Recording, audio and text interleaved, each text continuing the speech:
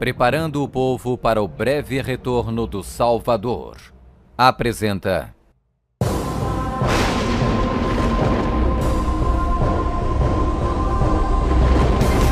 Quem é a besta citada no livro do Apocalipse?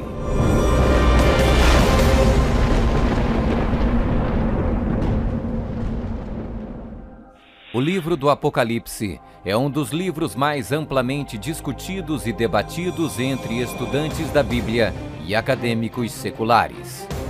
Em suas páginas estão registradas as advertências mais aterradoras e profecias explícitas que se possa imaginar. Bem-aventurado aquele que guarda as palavras da profecia deste livro. Um dos símbolos mais cativantes, mas muitas vezes mal interpretado das escrituras apocalípticas do Apocalipse, está no capítulo 13, onde fala sobre a besta do mar, que muitas vezes é referida simplesmente como a besta. Durante séculos, muitas pessoas têm incessantemente especulado qual a identidade da besta. A Bíblia, no entanto, é o seu próprio intérprete. Ao comparar Escritura com Escritura e permitindo que a Bíblia se interprete a si mesma, a identidade da besta torna-se indiscutivelmente clara. Observação: nas profecias bíblicas, a besta simplesmente representa um reino. A besta do mar está inexoravelmente ligada a dois outros símbolos usados na Bíblia, todos representando o mesmo poder e o mesmo reino. Apocalipse 17. A prostituta montada numa besta de 7 cabeças. Daniel 7. O chifre pequeno.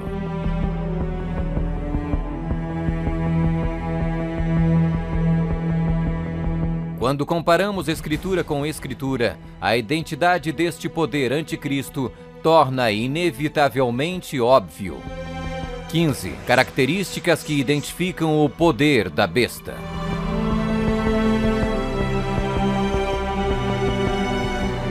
1.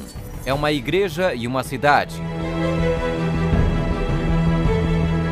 E a mulher, prostituta, que viste é a grande cidade que reina sobre os reis da terra. Apocalipse 17, 18.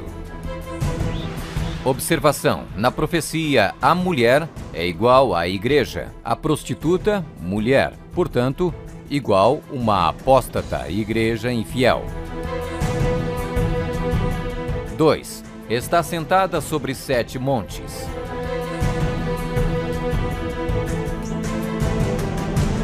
Aqui está a mente que tem sabedoria.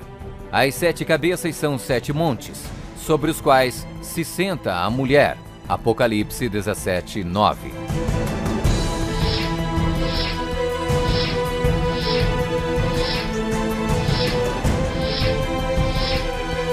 Está vestida de púrpura e escarlate, e é adornada de ouro e pedras preciosas. A mulher, igreja, estava coberta de púrpura e escarlate, e adornada de ouro, de pedras preciosas e pérolas.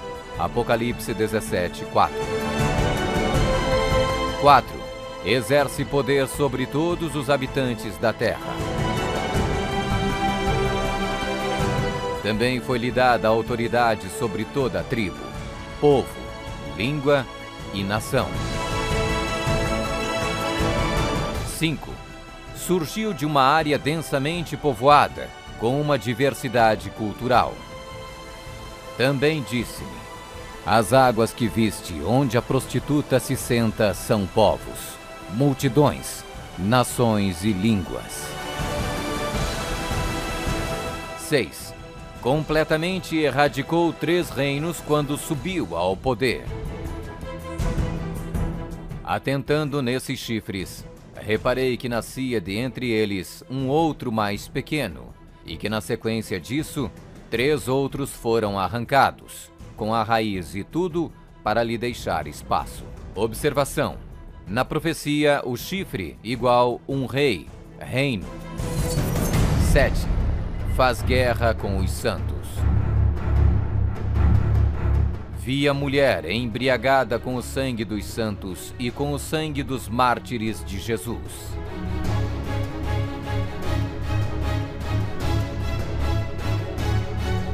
Oito. Tem um único homem que age e fala por todos. Eis que neste chifre havia olhos, como os de homem, e uma boca que falava com grande insolência. 9. O soberano deste reino se levanta contra tudo que se chama Deus. Ninguém de nenhum modo vos engane. O homem da iniquidade é revelado, o filho da perdição, o qual se opõe e se levanta contra tudo que se chama Deus, o objeto de culto, a ponto de assentar-se no santuário de Deus, ostentando-se como se fosse o próprio Deus. 10. O soberano deste reino identifica-se com o número 666. Aqui está a sabedoria. Aquele que tenha entendimento, calcule o número da besta, pois é número de homem. Ora, esse número é 666.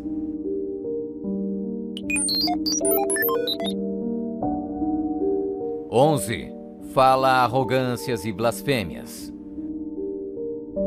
Foi-lhe dada uma boca que proferia arrogâncias e blasfêmias. 12. Tentou mudar o calendário e a lei de Deus. E cuidará em mudar os tempos e a lei.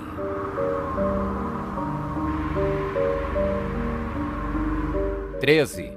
Governou por 1260 anos. E foi-lhe dada a autoridade para agir 42 meses.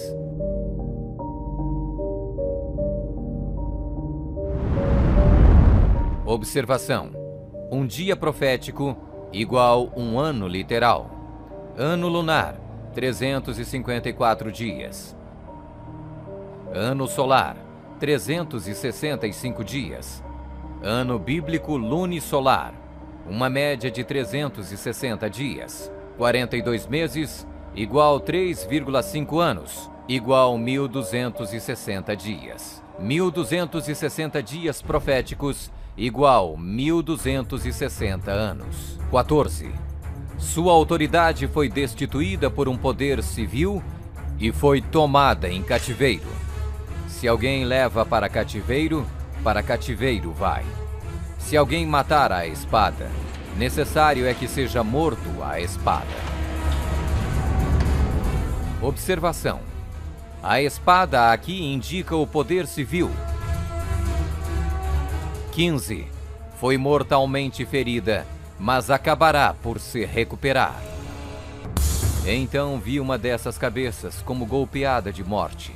Mas essa ferida mortal foi curada, e toda a terra se maravilhou, seguindo a besta.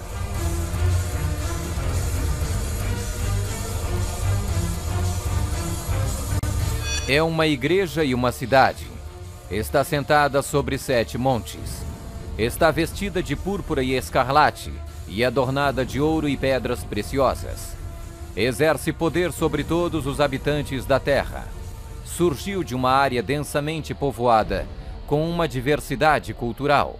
Completamente erradicou 3 reinos quando subiu ao poder. Faz guerra com os santos. Tem um único homem que age e fala por todos. O soberano deste reino se levanta contra tudo que se chama Deus. O soberano deste reino identifica-se com o número 666. Fala arrogâncias e blasfêmias. Tentou mudar o calendário e a lei de Deus. Governou por 1260 anos. Sua autoridade foi destituída por um poder civil e foi tomada em cativeiro. Foi mortalmente ferida, mas acabará por se recuperar. Somente um poder na história corresponde com todos estes detalhes da descrição profética. A Igreja Católica Romana. Vamos conferir. A Igreja Católica Romana. 1. É uma igreja e uma cidade. A Igreja Católica Romana e a cidade e estado do Vaticano são sinônimos. O Tratado de Latrão, Papa Pio XI, Mussolini, 1929, declarou o Vaticano um estado independente e reconheceu a soberania do Papa dentro da cidade. Os pactos consistiam de um tratado político que criou a cidade-estado do Vaticano e deu reconhecimento total da soberania à Santa Sé. 2. Está sentada sobre 7 montes. Roma. A cidade das 7 colinas.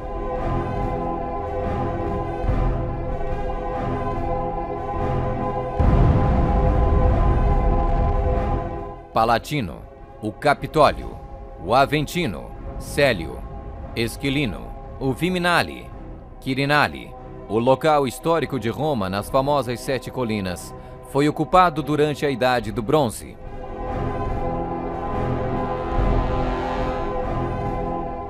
3. Está vestida de púrpura e escarlate e adornada de ouro e pedras preciosas. A cor para os bispos e outros prelados é púrpura, para os cardeais é escarlate. A cruz peitoral deve ser feita de ouro e decorada com pedras preciosas. Observação: havia 4 cores determinadas por Deus para serem usadas pelos sumos sacerdotes: ouro, azul, púrpura e carmesim. Disse o Senhor a Moisés: fala aos filhos de Israel e diz-lhes que nos cantos das suas vestes façam borlas pelas suas gerações, e as borlas em cada canto presas por um cordão azul. E as borlas vos serão, para vendo-as, vos lembreis de todos os mandamentos do Senhor, e os cumprais.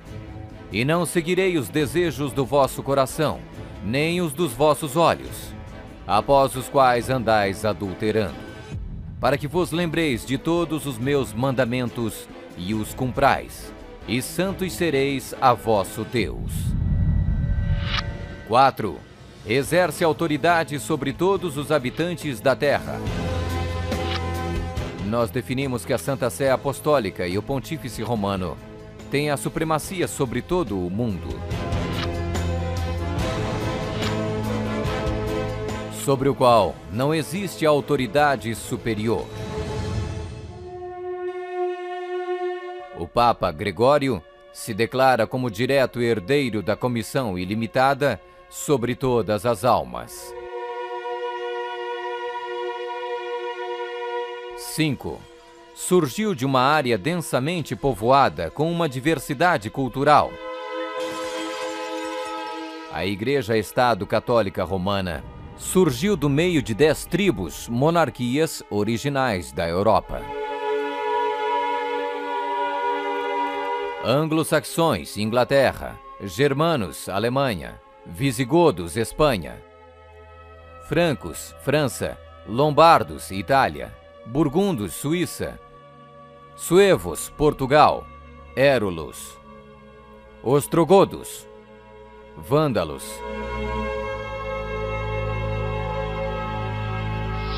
6. Completamente erradicou 3 reinos quando subiu ao poder. A história registra que o Papado de Roma eliminou 3 das 10 originais tribos da Europa: os vândalos, 454 d.C., os érulos, 493 d.C., os ostrogodos, 538 d.C. O imperador católico Zeno preparou um tratado com os ostrogodos em 487, o qual resultou na erradicação do reino ariano dos érulos em 493. E o imperador católico Justiniano exterminou os vândalos arianos em 534 e, significativamente, quebrou o poder dos arianos ostrogodos em 538. Assim foram os 3 chifres de Daniel, os Érulos, os Vândalos e os ostrogodos, arrancados pela raiz. Hoje não existe uma única linhagem que pode ser rastreada até um destes 3 reinos. Eles foram literalmente erradicados, arrancados pela raiz. 7. Faz guerra com os santos.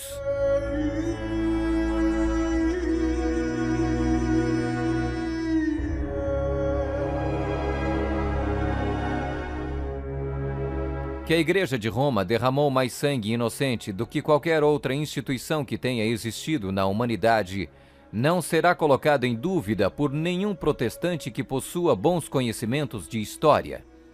É impossível formar uma ideia completa do enorme número de vítimas, e é quase certo não existir poder de imaginação capaz de compreender adequadamente seu sofrimento.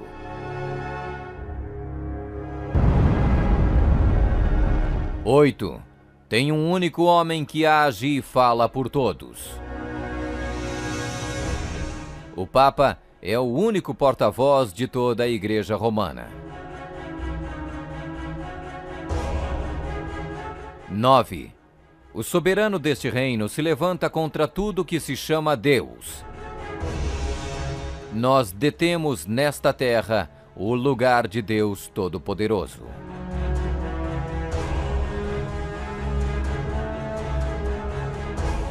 10. O soberano deste reino identifica-se com o número 666. A tríplice coroa do Papa tem a inscrição Vicarius Filii Dei, que em latim significa o vigário do Filho de Deus. O valor numérico do título blasfêmico é 666.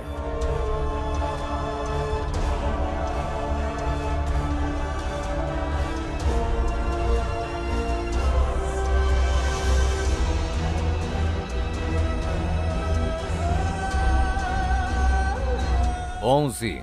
Fala arrogâncias e blasfêmias.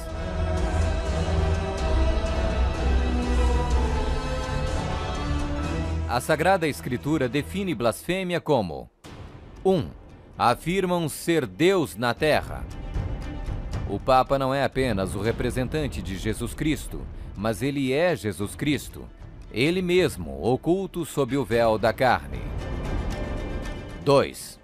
Afirma o poder de perdoar pecados. Esta autoridade judicial irá até mesmo incluir o poder de perdoar pecados. 3. Perseguir o povo do Altíssimo em nome do Altíssimo. Devemos classificar a Inquisição como uma das manchas mais negras dos registros da humanidade. Alguns historiadores estimam que mais de 100 milhões de pessoas foram mortas pela Igreja Romana durante a Inquisição. Sob um véu de cristianismo, a besta perseguiu e matou os verdadeiros seguidores de Deus e outros que não conformaram com suas regras. 12. Tentou mudar o calendário e a lei de Deus. O Papa é de tão grande autoridade e poder que pode modificar, explicar ou interpretar mesmo as leis divinas. O domingo é uma instituição católica e sua pretensão de observância pode ser defendida somente em princípios católicos. Do início ao fim das Escrituras, não há uma única passagem que justifique a transferência do culto público semanal do último dia da semana para o primeiro. A Igreja Católica declara naturalmente ter sido a mudança do sábado para o domingo um ato seu, e o ato é um sinal de sua autoridade eclesiástica. Observação: esta mudança não foi simplesmente uma troca de dias de culto, foi uma mudança de calendários. No século IV, Roma adotou um falso calendário pagão e proibiu o calendário lunisolar bíblico. O papado também removeu o segundo mandamento, que proíbe a adoração de ídolos. A fim de manter 10 mandamentos, eles dividiram o 10º mandamento em 2 partes. 13. Governou por 1260 anos. 538 d.C. O papado, trabalhando em conjunto com o governo civil, acabou com o poder dos ostrogodos, deixando sua reivindicação de supremacia eclesiástica incontestada. A Igreja Romana poderia e pode exercer sua plena autoridade. 1798 d.C. Em 1798, o general Berthier da França fez a sua entrada em Roma, aboliu o governo papal e estabeleceu um secular. O papado governou durante exatamente 1260 anos, a partir de 538 até 1798. 14. Sua autoridade foi destituída por um poder civil e foi tomada em cativeiro. A suprema humilhação da Igreja veio quando Pio VI foi expulso de Roma pelos exércitos franceses em 1798 e no ano seguinte foi levado cativo por eles e arrastado de volta para a França, onde morreu. 15. Foi mortalmente ferida, mas acabará por se recuperar. O papado foi mortalmente ferido. O general Berthier aboliu o governo papal. A ferida começa a sarar e o papado revive. 1929. Roma foi concedida o soberano estatuto extraterritorial em 1929 pelo Tratado de Latrão e Concordata. Eis que venho sem demora. Bem-aventurado aquele que guarda as palavras da profecia deste livro.